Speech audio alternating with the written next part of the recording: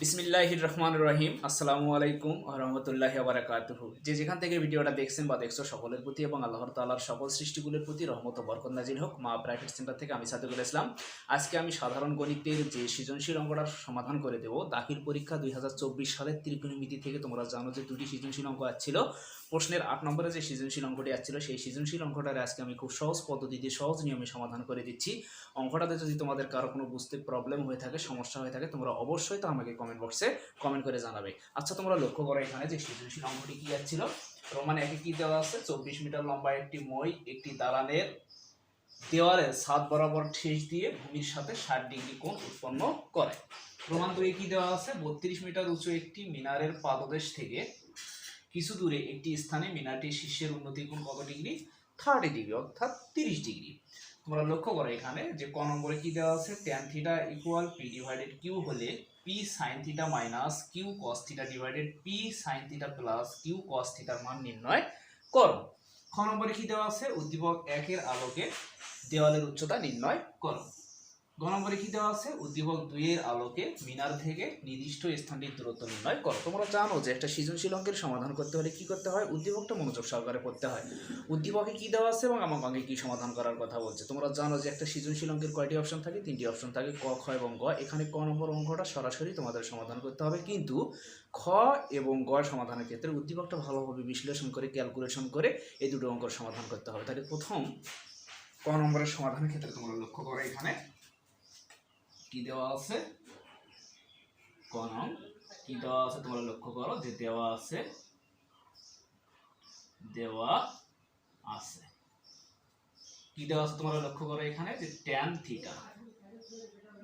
Theta equal কি দেওয়া আছে? p ডিভাইডেড q হলে p sin theta minus q cos theta divided p sin theta plus q cos থিটার মান নির্ণয় করো।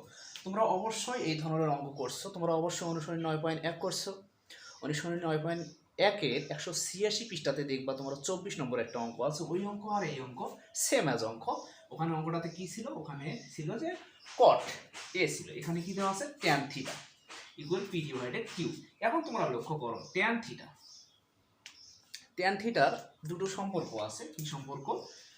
তোমরা লক্ষ্য করো যে tan থিটা ইকুয়াল কি লিখতে পারি? sin theta divided cos theta. tan থিটার আরো একটা সম্পর্ক আছে। tan থিটার আরো একটা সম্পর্ক কি আছে? 1 ডিভাইডেড cot থিটা। এখন প্রশ্ন হচ্ছে আমি এখানে কোন সম্পর্কটা প্রয়োগ করব? আমি অবশ্যই এখানে tan theta equal sin theta divided cos theta এই সম্পর্কটা প্রয়োগ করব। কেন প্রয়োগ করব? কেননা এখানে কি দেওয়া আছে তোমরা লক্ষ্য করো যে sin minus p sin theta minus q cos theta divided p sin theta plus q cos theta, অর্থাৎ sin cos আছে। এই কারণে আমি কি করব যে tan থিটা ইকুয়াল কি লিখতে পারি? sin ডিভাইডেড cos থিটা এই সম্পর্কটা প্রয়োগ করব। তোমরা লক্ষ্য করো এখানে বা sin theta divided cos theta equal কত? p divided q। নিশ্চয়ই ইনশাআল্লাহ তোমরা এই পর্যন্ত বুঝছো। এখন তোমরা লক্ষ্য করো এখানে কি করতে পারি। এখানে যেহেতু তোমরা লক্ষ্য করো অঙ্ক দেখে কিন্তু অনেক অঙ্কেরই অ্যান্সার সমাধান করা যায়, তোমরা লক্ষ্য করো এখানে p sin থিটা আছে, তার মানে ডিভাইডেড কি আছে? p sin থিটা আছে, আবার মাইনাস q cos থিটা আছে, divided plus q cos theta আছে, তার মানে p ডিভাইডেড q। তার মানে কি করতে পারি? তোমরা লক্ষ্য করো এখানে যে p ডিভাইডেড q ইনটু, অর্থাৎ উভয় পক্ষকে p ডিভাইডেড q দ্বারা কি করব? গুণ করব। তোমরা লক্ষ্য করো এখানে sin theta divided cos theta equal p divided q আছে। তোমরা লক্ষ্য করো p ডিভাইডেড q আছে, p ডিভাইডেড q ইনটু আবার কি করলাম? p ডিভাইডেড q দ্বারা উভয় পক্ষকে কি করলাম? গুণ করলাম। কি করতে পারি? p ডিভাইডেড q পাশে কি লিখতে পারি? উভয় পক্ষকে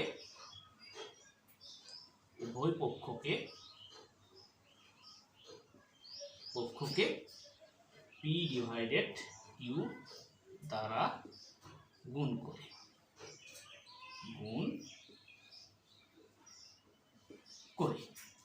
নিশ্চয়ই ইনশাআল্লাহ তোমরা এই পর্যন্ত বুঝছো। এখন তোমরা লক্ষ্য করো এখানে কি করতে পারি। যদি এরকম হয় p এবং sin থিটা কি অবস্থায় আছে?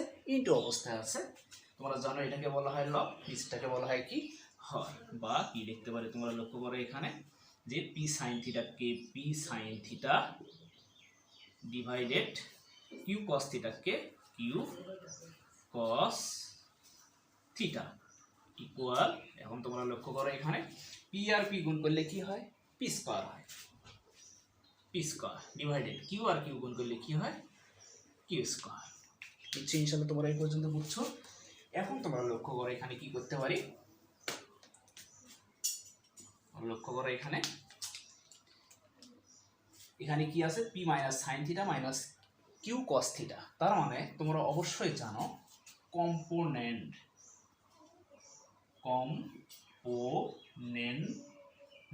অর্থাৎ কম্পোনেন্ডো মানে কি যোজন, যোজন মানে কি তোমরা জানো কম্পোনেন্ডো মানে কি যোজন, যোজন মানে হচ্ছে লব যোগ কত হর, এটাকে বলা হয় কি যোজন, অর্থাৎ যোজন মানে কি করা, যোগ করা। তার মানে কি কি যোগ করব, লব যোগ কত হর, এটাকে কি বলা হয়, কম্পোনেন্ডও বলা হয়, অর্থাৎ যোজন বলা হয়। এখন তোমরা লক্ষ্য করো আরেকটা শব্দ আমরা কি জানি, ডিভিডেন্ডো, ডিভিডেন্ডো মানে কি বিয়োজন, বিয়োজন মানে কি বিয়োগ করা, বিয়োগ করা, কি বিয়োগ করা, লব বিয়োগ কত হর, এটাকে কি বলা হয়, ডিভিডেন্ড বলা হয়, অর্থাৎ বিয়োজন বলা হয়। বিয়োজন শব্দের অর্থ হচ্ছে লব বিয়োগ কত হর, এটাকে বলা হয় বিয়োজন। যোজন মানে কি লব যোগ হর, এটাকে বলা হয় কি যোজন। এখন তোমরা লক্ষ্য করো এখানে,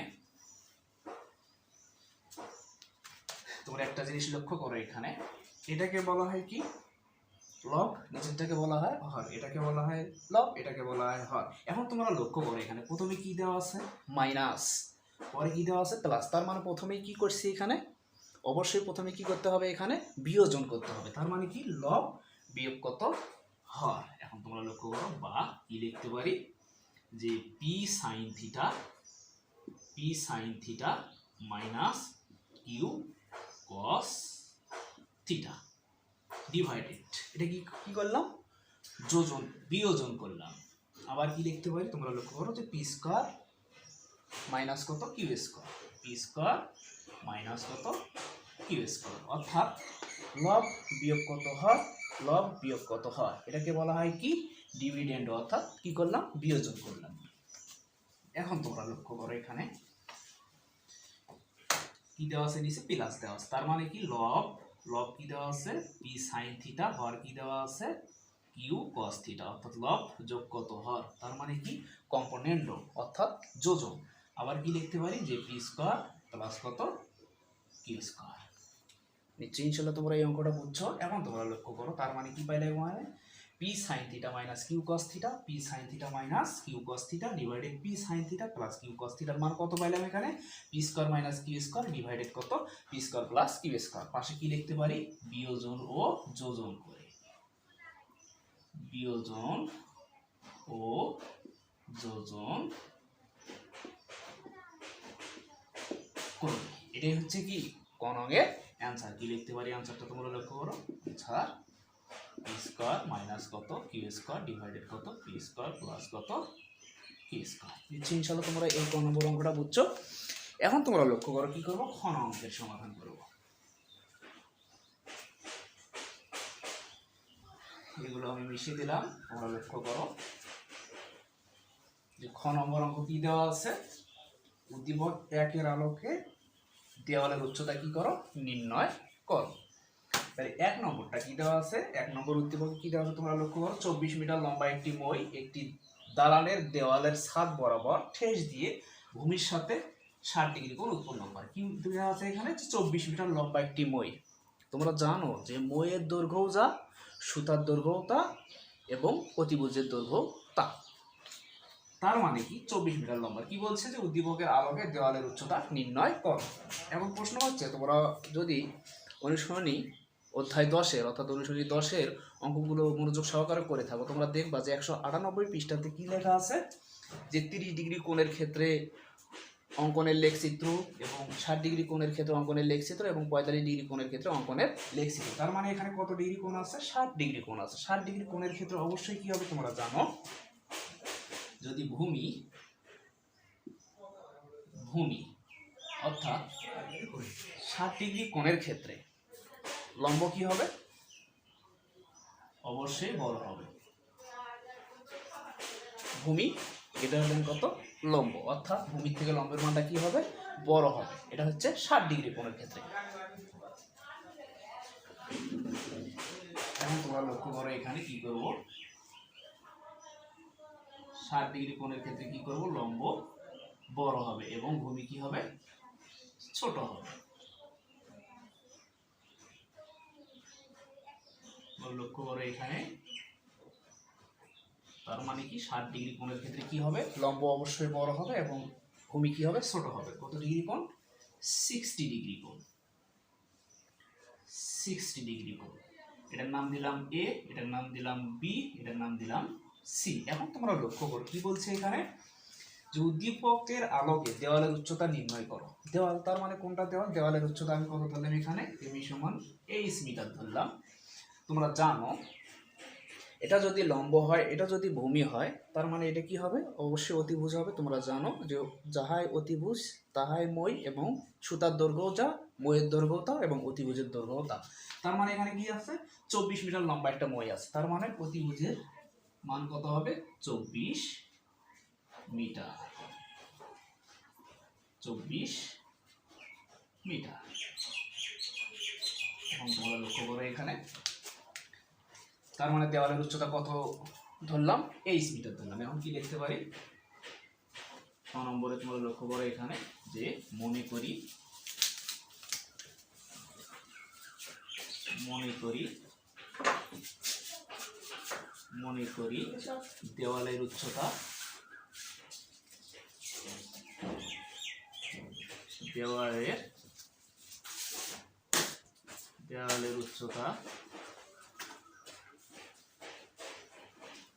দেওয়ালের উচ্চতা এবি সমান কত মিটার ধরবো? 23 মিটার। এবি সমান 23 মিটার। 23 মিটার। মনে করি দেওয়ালের উচ্চতা এবি সমান কত মিটার? 23 মিটার। এবং এসির মান কত মিটার? 24 মিটার। এসি সমান কত?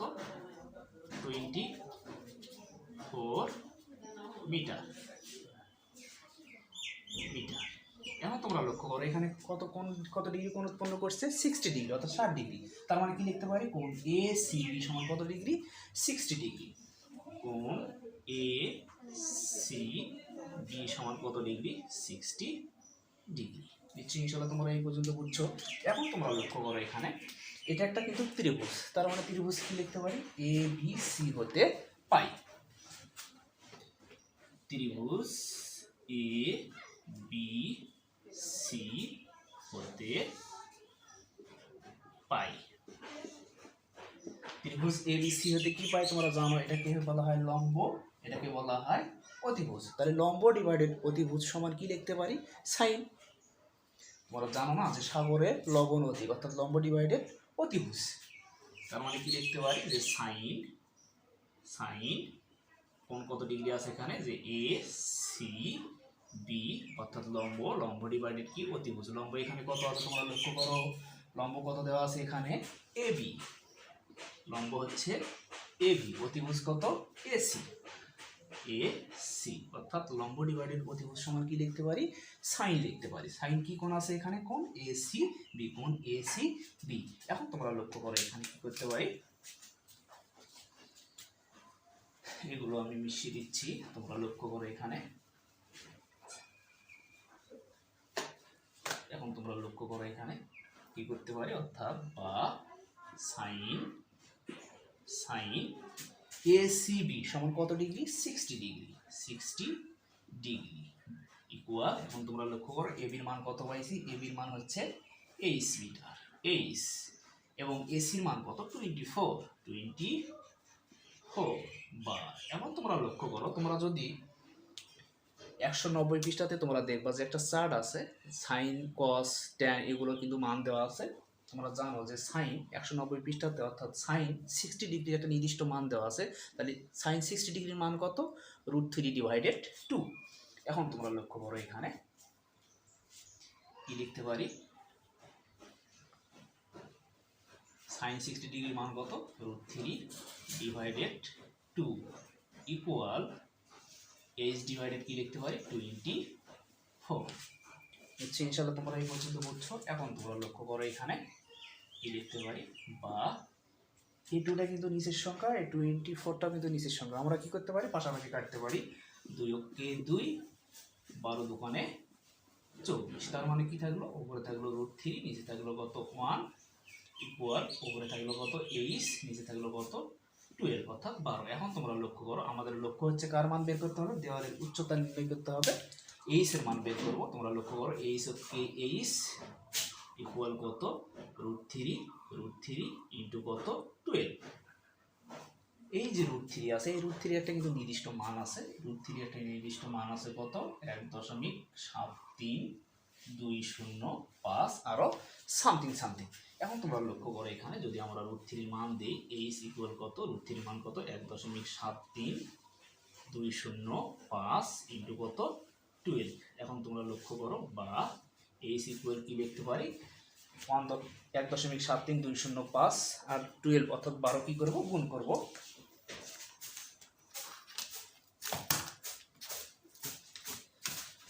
লক্ষ্য করো এখানে কি করব? গুণ করব।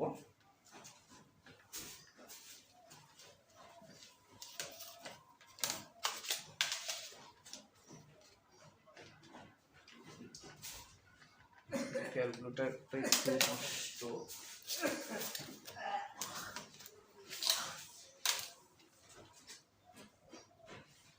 তোমরা লক্ষ্য করো এখানে কি দেওয়া আছে? 1.7320 ইন্টু কত? 12 অর্থাৎ 12 গুণ করলে কত হয়? তোমরা লক্ষ্য করো 20.7846। তার মানে কত? 20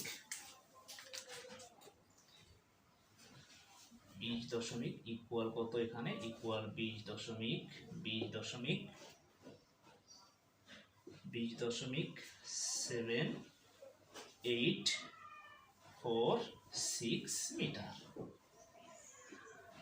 এটাই হচ্ছে অ্যান্সার। তোমরা লক্ষ্য করো অ্যান্সারের ক্ষেত্রে কি লিখতে পারি? অ্যান্সার তোমরা লক্ষ্য করো এখানে যেহেতু যদি আমরা 3 স্থান পর্যন্ত নেই, তার মানে 5 এর উপরে কোনো সংখ্যা গেলে তার পূর্বের সংখ্যার সাথে 1 যোগ করে নিতে হয়। তার মানে কি লিখতে পারি? 20.78 আমরা কি লিখতে পারি? 5 লিখতে পারি। এত মিটার পাশে কি লিখতে পারি? প্রায়। এত মিটার প্রায়। নিশ্চয়ই ইনশাল্লাহ তোমরা এই খ নম্বর অঙ্কটা বুঝছো। এখন তোমরা লক্ষ্য করো কি করব? যে গ নম্বরের সমাধান করব।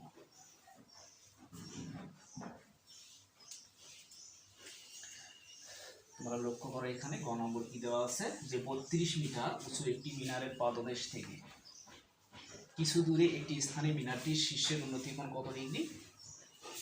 30 ডিগ্রি। উদ্দীপক 2 এর আলোকে মিনার থেকে স্থানটির দূরত্ব কি করো? নির্ণয় করো। তোমরা জানো পাদদেশ হতে দূরত্ব যা, ভূমির দৈর্ঘ্য তা। এখন তোমরা লক্ষ্য করো এখানে কি করতে পারি? তার মানে কত ডিগ্রি কোণ আছে? 30 ডিগ্রি কোণ আছে। তার মানে তোমরা জানো যে 30 ডিগ্রি কোণের ক্ষেত্রে কি হবে? ভূমি গ্রেটার দ্যান লম্ব, অর্থাৎ লম্ব থেকে ভূমির মানটা কি হবে? অবশ্যই বড় হবে। এখন তোমরা লক্ষ্য করো এখানে কি করতে পারি? আগে আমরা চিত্র অঙ্কন করব।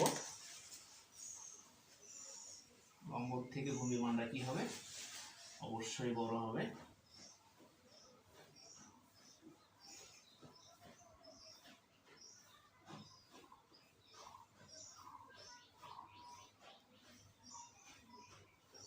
লক্ষ্য করো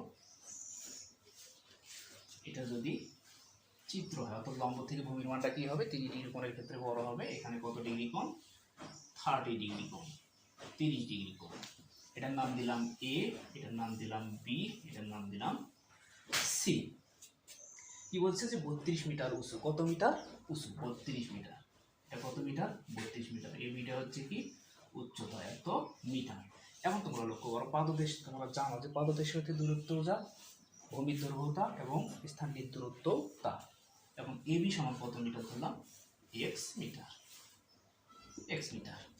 এখন তোমরা লক্ষ্য করো, এখন কি লিখতে পারি, মনে করি গ নম্বরের ক্ষেত্রে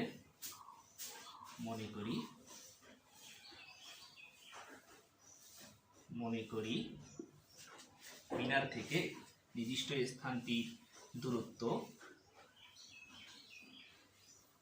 মিনার থেকে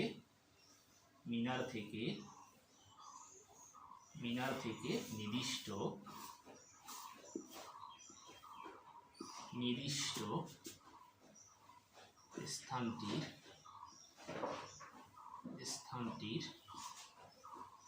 দূরত্ব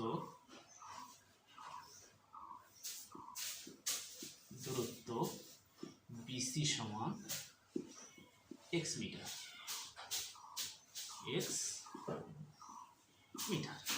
তোমরা যে কোনো প্রতীকী ধরতে পারো। আমি বিসি সমান কত মিটার ধরছি এখানে, এক্স মিটার, এবং এবি সমান কত মিটার, 32 মিটার। এবি সমান কত মিটার, 32 মিটার। এখন তোমরা লক্ষ্য করো, এখানে একটা ত্রিভুজ গঠন হয়েছে এবং একটা কোণ উৎপন্ন হয়েছে। কি কোণ, এ সি বি সমান কত ডিগ্রি, 30 ডিগ্রি। কোণ এ সি বি সমান কত ডিগ্রি, 30 ডিগ্রি। এখন তোমরা লক্ষ্য করো, এটা যদি লম্ব হয় আর এটা যদি ভূমি হয়, তার মানে লম্ব ডিভাইডেড ভূমি সমান আমরা কি লিখতে পারি, অবশ্যই ট্যান। ট্যান আর লম্বা ভূত, অর্থাৎ লম্ব ডিভাইডেড ভূমি কি লিখতে পারি, ট্যান লিখতে পারি। তার মানে ত্রিভুজ এখানে কি গঠন হয়েছে, এ বি সি, কি লিখতে পারি, ত্রিভুজ এ বি সি হতে পাই।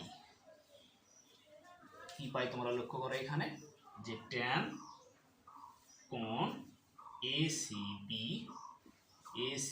ইকুয়াল কত, লম্ব ডিভাইডেড ভূমি, লম্ব কত এখানে এ বি এবং ভূমি কত বিসি,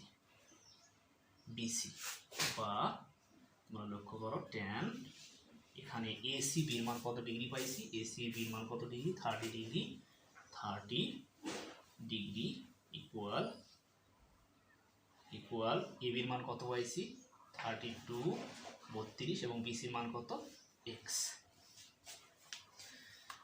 নিশ্চয়ই ইনশাল্লাহ উত্তর, এগুলো আমি মিশিয়ে দিচ্ছি, তোমরা লক্ষ্য করো এখানে।